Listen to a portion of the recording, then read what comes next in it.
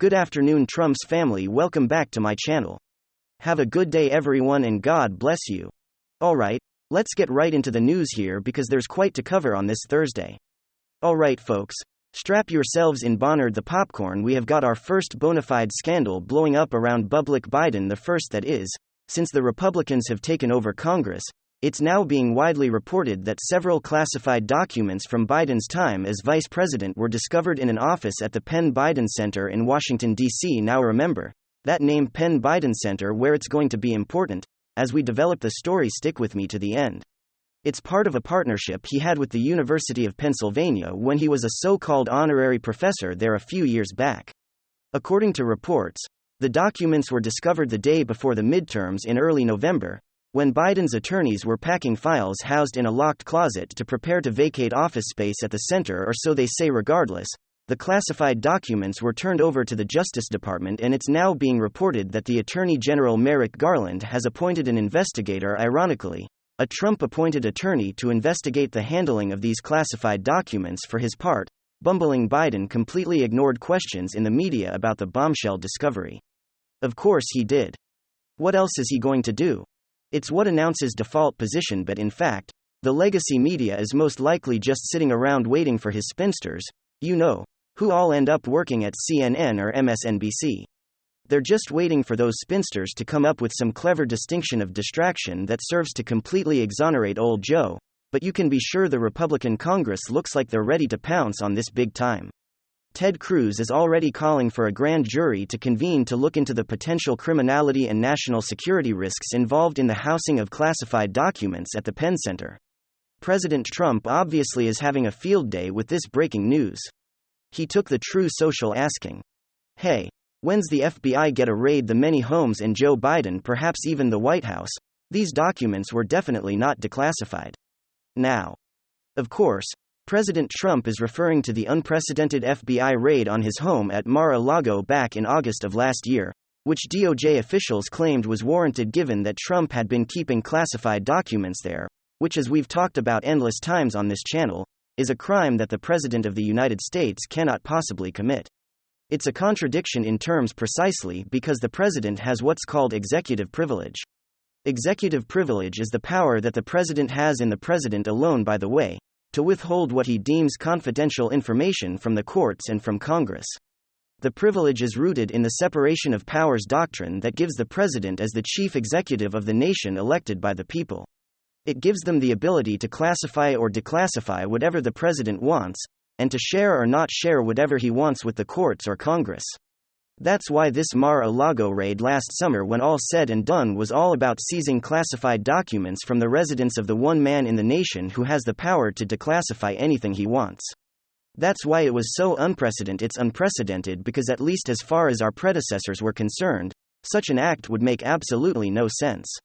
How on earth do you fault the one person in the nation who can declassify anything he wants for having classified documents? It's only if you believe that a bunch of unelected bureaucrats in the deep state and our intelligence agencies have the ultimate power to classify rather than the chief executive, democratically elected by the people. But while the president clearly has executive privilege, a vice president does not, let alone a former vice president. So this discovery over the Penn Center is huge given what the weaponized FBI is done with Trump. And I might add, the way that weaponization was defended by the legacy media. What are they going to do now? And we now have information brought to us by Tucker Carlson that shows that housing such classified material was indeed a potential national security threat on Biden's part. And then this is some big news. Remember, just the other day we were covering Joe Biden's disastrous border visit, his ridiculous do-nothing photo op shaking hands with people walking alongside Donald Trump's border wall tie-in with the Secret Service in Poland to a Salvation Army worker. The guy looking at him like, "What the hell are you even talking about, old man?" And one of the stories that we briefly mentioned in that video was that Greg Abbott had handed a letter over to President Biden essentially excoriating him and calling his border visit nothing but a PR stunt of photo op to pretend as if he was doing something. Okay, friends. Guess what? We now have the letter. We didn't have too many details back then. And so I hesitated really getting into any of the reporting. But we have the letter handed over from Texas Governor Greg Abbott to sleep the creepy old man poopy pants, Joe Biden. All right, folks. So we have the letter, the Honorable Joseph R. Biden, Jr., President of the United States. Dear President Biden, your visit to our southern border with Mexico today is $20 billion. Too little in 2 years too late. Moreover, your visit avoids the sites where mass illegal immigration occurs and sidesteps the thousands of angry Texas property owners whose lives have been destroyed by your border policies. Even the city that you visit has been sanitized of migrant camps which had overrun downtown El Paso because your administration wants to shield you from the chaos that Texans experience on a daily basis. This chaos is the direct result of your failure to enforce the immigration laws that Congress enacted under President Donald Trump. Federal government achieved historically low levels of illegal immigration under your watch. By contrast, America is suffering the worst illegal immigration in the history of our country. Your open border policies have emboldened the cartels, who grow wealthy by trafficking deadly fentanyl, and even human beings Texans are paying an especially sometimes with their very lives, as local leaders from your own party will tell you if given the chance. All of this is happening because you have violated your constitutional obligation to defend the states against invasion through faithful execution of federal laws. Halfway through your presidency, though, I can finally welcome you to the border. When you finish the photo ops in a carefully stage-managed version of El Paso, you have a job to do. You must comply with the many statutes mandating that various categories of aliens shall be detained, and in the practice of unlawfully purling aliens en masse, you must stop sandbagging the implementation of the Remain in Mexico policy and Title 42 expulsions and fully enforce those measures as the federal courts have ordered you to do. So you must aggressively prosecute illegal entry between ports of entry and allow ICE to remove illegal immigrants in accordance with the existing federal laws. And you must immediately resume construction of the border wall in the state of Texas using the billions of dollars that has been appropriated for that purpose. You must also designate the Mexican drug cartels as foreign terrorist organizations. On behalf of all Americans, I implore you to secure our border by enforcing Congress's immigration laws. Sincerely, Greg Abbott. What a fantastic letter. You know, it's really crazy to think just how basic common sense is so severely lacking in the Democrat Party. Frankly, in Washington in general, how is this even a debate or discussion? How is this partisan? Governor Greg Abbott hits the nail so accurately on the head. He basically just gave Joe Biden a platform to stop the crisis. It's not exactly complicated stuff. It's just basic common sense. But it's just baffling that a consensus cannot be reached on this issue right there. There's the model, and a little bit beyond that is just basic rhetoric. Greg Abbott said in the letter how illegal immigration was at historic lows under Trump's presidency. Well, a lot of that had nothing to do with the actual policies. It had nothing to do with building a wall, Title 42, or Trump's Remain in Mexico policies, because literally the moment Donald Trump took office, illegal immigration almost overnight slowed down simply because of rhetoric, because there was a message being sent to coyotes, cartels, and illegal immigrants that if you come, the issue is going to be taken seriously. And with Joe, it's the exact opposite. I mean, the biggest problem is the rhetoric. It's not even necessarily the policy. Of course, the policy helps, or rhetoric is the number one step. You can't be campaigning on giving illegal migrants healthcare than actually spending over $300 million taxpayer dollars in dental and healthcare to migrants who are housed at facilities. You can't make promises of asylum. You can continue to muddy up the definition of asylum and what it is to be a refugee, creating almost this marketing stick for the cartels to convince migrants from places like El Salvador and Guatemala that coming from a poor country and being an economic migrant qualifies you for asylum as a refugee. That's not the way that it works. The biggest problem is rhetoric, not to mention how dishonest that is, in the first place.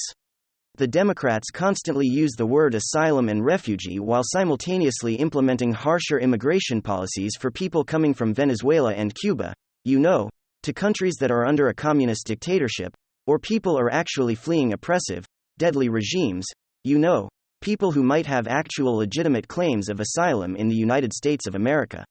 Those people are not welcome. But everyone else clearly is, according to the Democrats. I wonder why that is. Could it possibly have something to do with the fact that Venezuelans and Cubans tend to live in Florida and tend to vote Republican once they become citizens? No, of course not. It couldn't be Joe Biden, just the other day. Claim that the problem didn't happen overnight. Well, it literally did because of your rhetoric, your lies, and your policies. Donald Trump had the solution. And any argument Democrats tell you is nothing but copious. Joe Biden keeps talking about legal paths towards immigration. Yeah, well, you can't exactly do that if you're not funneling people into legal points of entry. In other words, secure the damn border, build the wall and all the illegal cross points and funnel people in through the legal path. No, of course not. The solution to this crisis is overwhelmingly simple. It's not a complex problem. In fact, we already know that Joe Biden knows exactly how to fix this problem, because he could do it for his own personal residence. Biden builds a wall around his Delaware beach house, frequent trips, costing taxpayers millions while he's building a wall around his own personal home. Why? Because of security, because it keeps intruders out. Well, could that solution possibly work at the southern border? I wonder. Of course, it would. These Democrats just don't want border security. And that's why they're going to keep coping and keep lying and keep on with these photo ops and ridiculous political stunts to try to convince the American public that they're on it and doing something they aren't doing. Crap. In fact, they're so utterly dishonest that even CNN isn't giving them favorable coverage. CNN reporter calls out Biden over border visit, delivers fact check on White House excuse for why Biden didn't interact with migrants. It's nothing but endless hypocrisy, purposeful Democrat sabotage. They don't want to solve the problems. They're not genuine. They don't actually care. They're full of crap. In other words, the solutions are simple. The solutions are proven. Donald Trump enacted them. Greg Abbott is telling them exactly what to do. And if they were being honest, they would do it. If they were honest, they would take action.